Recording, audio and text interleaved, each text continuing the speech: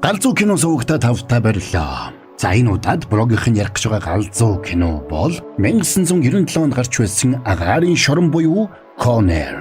За энэ кино бол яригдах ёстой галзуу кинонуудын нэг мөнөөсөө мөн билээ. Тэгээд энэ галзуу киног Солонгосын алдарт Ovstar Chips-тэй хамтран хүргэж байна. Солонгосын алдарт Ovstar Chips нь оригинал Salted Egg, K-pop буюу Korean Mayo, Double Cheese гэсэн цоошин 4 төрлийн хамттайгаар худалдаанд гарлаа. Зүгээр нэг энгийн бэлтгэгтэй чипс биш. 2 төрлийн амтлаг бэлтгэгний гайхалтай хослол Ovstar Chips-ийг манайхан заавал амсаарай. За тэгээд мөн бороогоо дэмжиж лайкад ардаг, сабад ардаг, комент бас бичдэг. Үнэн сэтгэлтэй та нартай баярлалаа гэж хэлээд кино тайлбартаа хэдүүлээ орцгоё.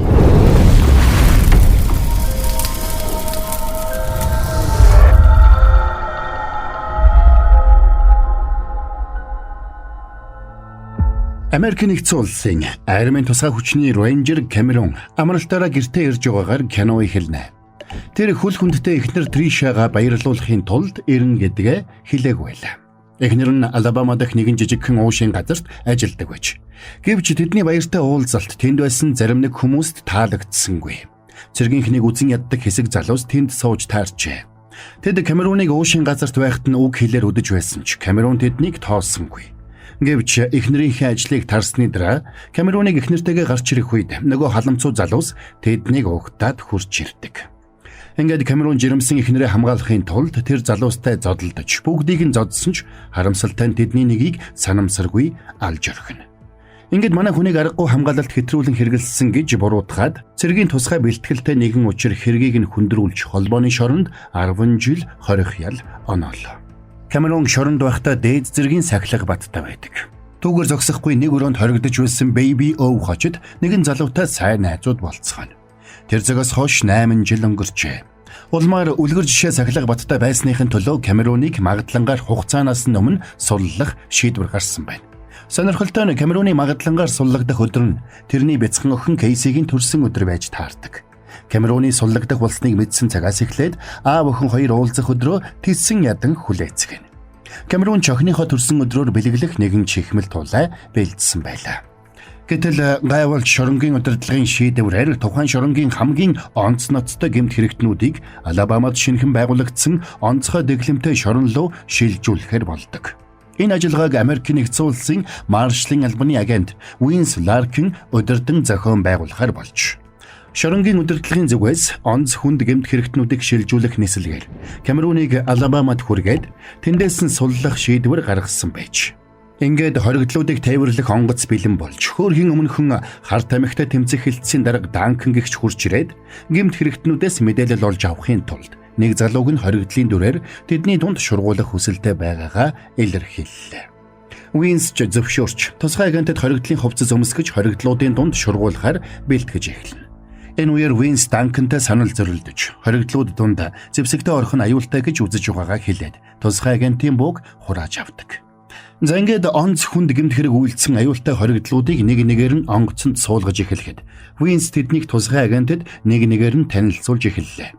Тэдний дунд аюултай алуурчин Билли Бэдлам хочид William Bedford, цоврал хүчирхийлэгч Johnny 23 хочтой Johnny Baca, хар арист хоригдлуудын бүлэглэлийн толгойлогчдын нэг Diamond Dog хочид Nathan Jones, давтан гэмт хэрэгтэн Virus хочид Cyrus Grissom нар байлаа.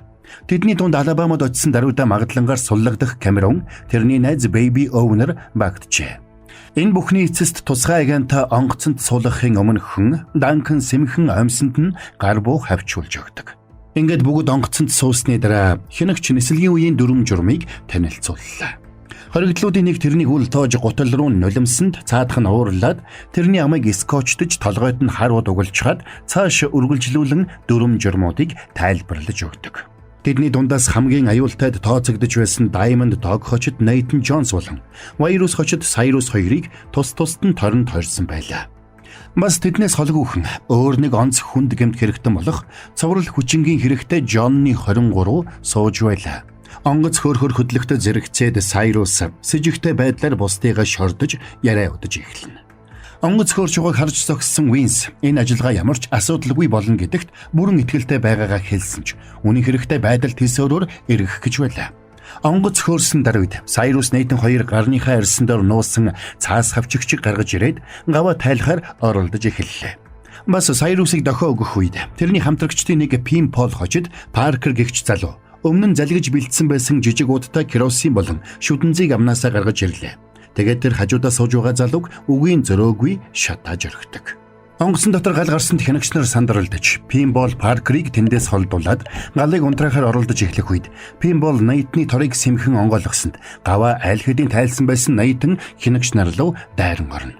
Хянагч нар Нейтнийг зогсоох гэж байдгаараа оролдож байх зур Сайрус ч торноосоо гараад бусад хоригдлуудыг суллаа. Ингээд Сайрус хянагчийн бууг авч онгоцны нисгэгчд тулгаад онгоцыг барьцаалж байгаагаа хэлдэг.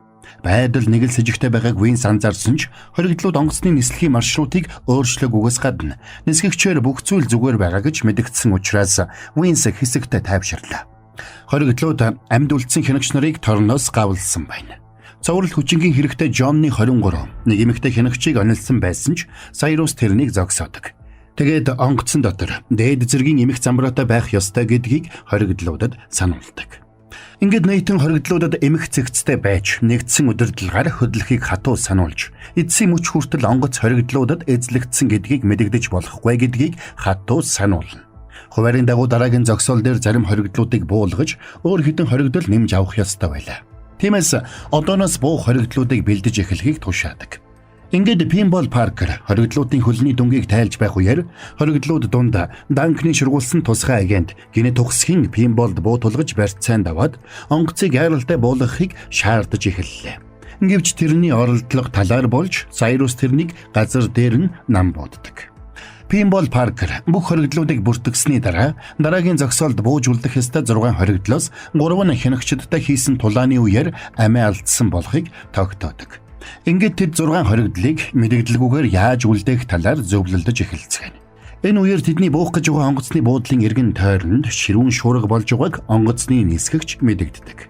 Тиймээс Сайрус болон тэрний нөхөд энийг ашиглахаар шийдцгээв.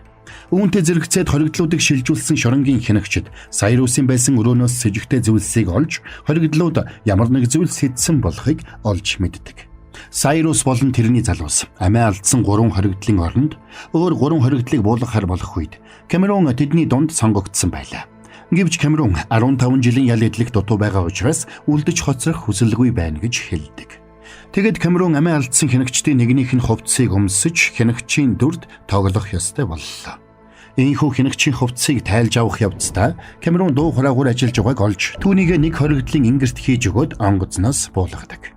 Дуу хураагуурын бичлэгийг сонсоод онгоцонд юу болсныг цагдаа нар мэдэх болно гэж Камерун тооцсон нь тэр байлаа.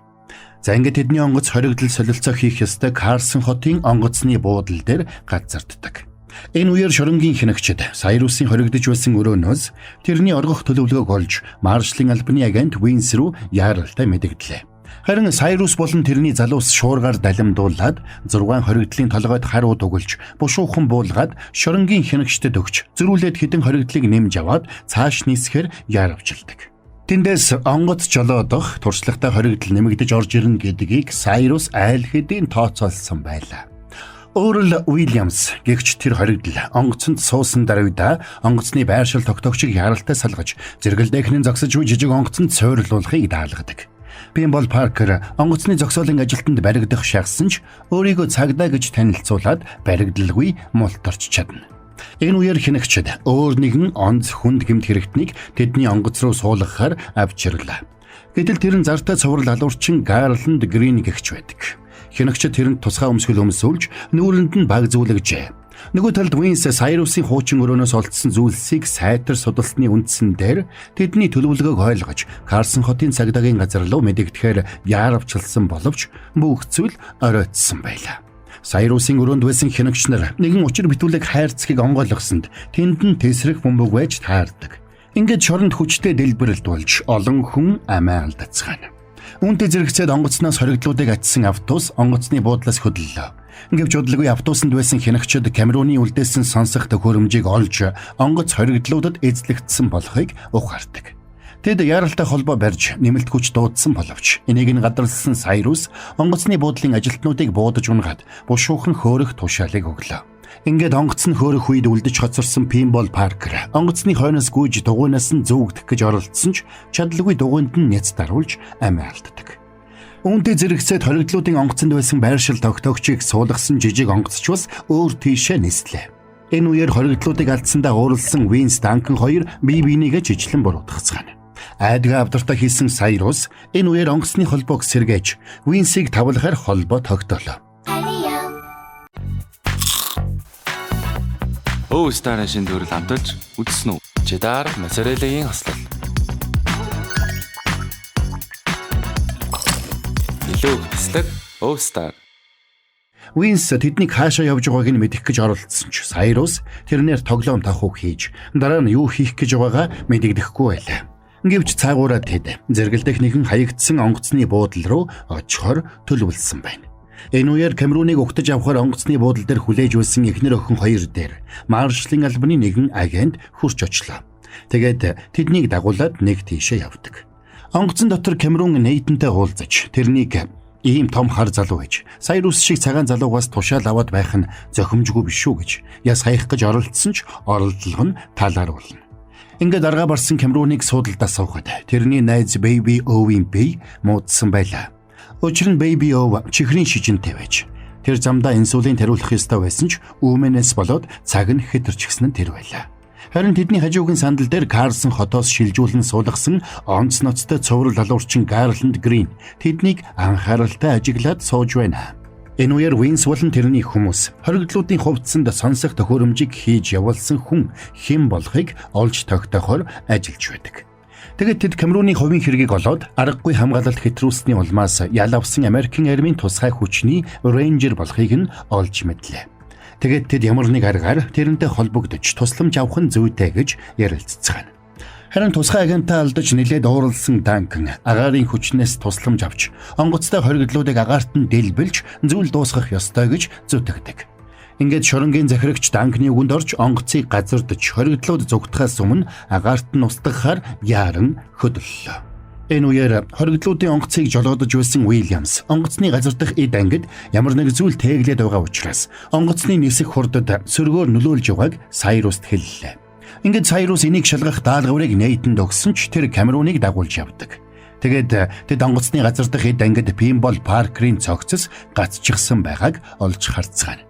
Nathan цогцсыг доош нь унгаахыг Камерунд тушаасанд Камерун Pinball-ийн цамцан дээр нь Marshall-ын албаны агент Vince-д гэж хаяглаад очих гэж байгаа газрынхан хаягийг бичээд доош нь унгаачихна. Pinball-ийн цогцос нэг машины хамар дээр унаад гудамжаар дүүрэн эмх замбраагүй байдал үүсгэлээ. Ингээд цагдаа нар Vince-д хаягдсан мэдээг харсан даруйда тэрнтэй холбогддог. Энэ үеэр харгас алуурчин Billy Bedlam хочод Bedford Камеруныг сэжгэлж эхэлсэн ч Камерун нүүр хувирлгүй худлаа ярьж өөрийгөө тэдний тал гэдэгт итгүүлж чаддаг. Vince энэ үеэр Камеруны эхнэр Trisha болон тэрний охинтой уулзаж Камеруны нөхцөл байдлын талаар мэдээлэл өгч байлаа. Гэтэл яг энэ үеэр Vince-д хаягдсан нэгэн илгээмж тэнгэрээс унаж ирсэн болохыг туслах нь тэрэнд мэдэгддэг. Тэгэд Vince хоригдлууд хаашаа нисэж байгааг мэдсэн даруйда Duncan руу залгаж эхэлсэн ч цаадах нь айл хэдийн буруу онгоц дагаад эсрэг тийшээ нисчихсэн байдаг. Нөгөө тэгүр Duncan Vince-д итгэхгүй байлаа. Өөрийг нь зогсоохын тулд худлаа түүх зохиож байна гэж бодсон Duncan зорьсон газар руугаа ниссээр байдаг. Аргаа барсан Vince Duncan-ы машиныг унаад хоригдлуудын очих гэж байгаа хаягдсан онгоцны буудлын руу яаран давхидаг. Энэ үед Камеруныг сэжгэлж байсан Billy Bedlam ямар нэг сэжүүр олохоор ачааны хэсгийг онгочж угаад Камеруны магадлангаар суллагдах загтлыг олж уншлаа. Тэгээд тэр үүнийг Cyrus-т хэлэхээр шийдсэн ч Камерун тэрний замыг хааж тэрэн лөө шууд дайран ордог. Ингээд ямар ч аргагүй болсон Камерун тэрнийг шууд л зүйл дуусгана. Харин Duncan болон тэрний онгоцнууд буруу онгоцыг дагаж эсрэг зүг рүү ниссээр хоригдлуудын онгоцны байршил тогтоогчийг суйрлуулсан жижиг онгоц дээр явж очиод ноцтой алдаа гаргаснаа сайныг ухаарна. Камеруныг ачааны хэсэгт нэг хоригдлыг зүйл дуусгаад сандалдаа ирэхэд цуврал алуурчин Garland тэрнийг өдөж "Чи ч бас надтай адилхан хүн алхахтай дуртай юм байна" гэж шортно. Камеруныг түрүүнээс хойш анхааралтай ажигласан Garland тэрнийг хэн болохыг аль хэдийн гадарлсан байна. Duncan-ы машиныг унаж давхсан Vince нэлээд давхсны эцэст хоригдлуудын очихоор зорж байсан орхигдсон онгоцны буудлын дээр ирлээ.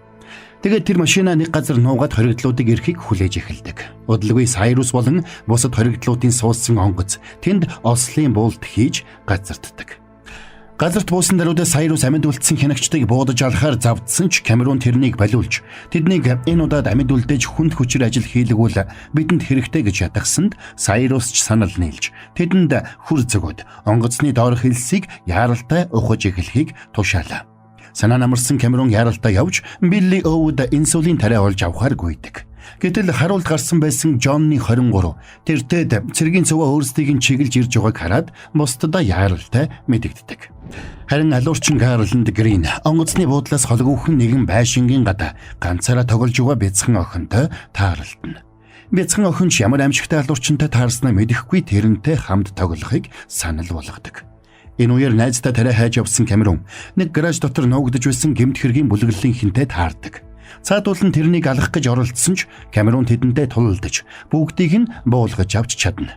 Харин Винс тэдний хажууд нуугдаад юу болохыг ажиглаж байлаа. Тэгэд Камерун тэдний нэгийнх нь бууг булааж аваад тэднийг дэрэгдээс нь ажиглаж байсан Винс руу чиглүүлсэнд цаадах нь Камеруныг хэн гэдгийг мэднэ гэдгээ хэлээд тэрний эхнэр охин хоёрыг өөр дөрөө дуудаж авчирсан гэдгээ хэлдэг. Хариуд нь Камерун Винсийг ямар нэг тэнэг төлөвлөгөө хэрэгжүүлэхгүй байхыг сануулад онгоцон дотор байгаа гэмгүй хүмүүсийг би аврах болно гэж хэлээд тэндээс явлаа. Хоригдлууд бүгд элсэн дээр илгээрээ хэвтсэн онгоцоо хөдлөхөөр байдгаараа хичээж байх зур. Алуурчин Гарланд бяцхан охинтой ухаан жолоогүй тоглож байлаа. Харин тэднийг барихаар ирж байгаа цэргийн цуваа улам бүр ойртсоор. Тэгсэн хоригдлуудын нэг болох Синдиньо гэгч тэнд нуусан байсан жижиг хувийн онгоцонд суугаад бусдыгаа орхиод нисхийг завддаг. Камерунтой таарсан гэмт бүлэглэлийнхэн бүгд Синдиньогийн хүмүүс байж. Энийг харсан Винс хар хурдаараа гүйж кранаар замыг нь хааж онгоцыг нь мөргүүлсэнд Синдиньогийн онгоц эвдэрч зогтох боломжгүй болно. Эвдэрсэн онгоц бензин колонкийг мөргөж зогсоход тэр хавь бүхэлдээ түлшинд булагджээ. Энийг харсан Сайрус уурандаа татаж явсан тамхиа шидээд Синдиньог онгоцтой нь шатааж орхино. Ингээд сэтгэл шулуутсан Сайрус онгоцон дотор байсан хянагч нар зориулсан зэвсгийг гаргаж хоригдлуудад тарааж өгөөд тэдэн лөө ирж байгаа цувааг одолдод оруулж устгахаар төлөвлөж эхэлдэг. Харин алуурчин Гарланд бяцхан охин хоёр хаашаа чим алга болсон байлаа. Камеруныг найздаа зориулж инсулинтай тариа хайж явах зур цэргийн цувааж тэдэн дээр хурж иржээ. Хоригдлууд тэднийг амдаж хүлээж байсан учраас төлөвлөгөөнийхөө дагуу бензинтэй савнуудыг дэлбэлж замыг нь хаагаад бүх талаас нь бүсэлж буудаж эхэлцгэн. Энэ зур мань Камерун арайхийн инсулинтай тариа олж онгоц руу буцаж гүйсэн ч онгоцонд хүрэх зам бүхэлдээ тулааны талбар болсон байна. Азуулахад Винс ачааны машинда хурж ирээд Камерун болон цэргийнхэнд зам гаргаж өгсөнд бүслэгдсэн байсан цэргүүд хаажмаар хоригдлуудын онгоц руу урагшилж эхэлдэг.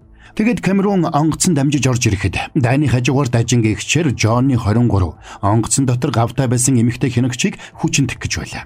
Камерун тэрнийг ухаан алдатлан цохиж унагадаг. Энэ зур нөхдүүд буудалцаар л. Тэгсэн онгоц удалгүй хөөрдөг.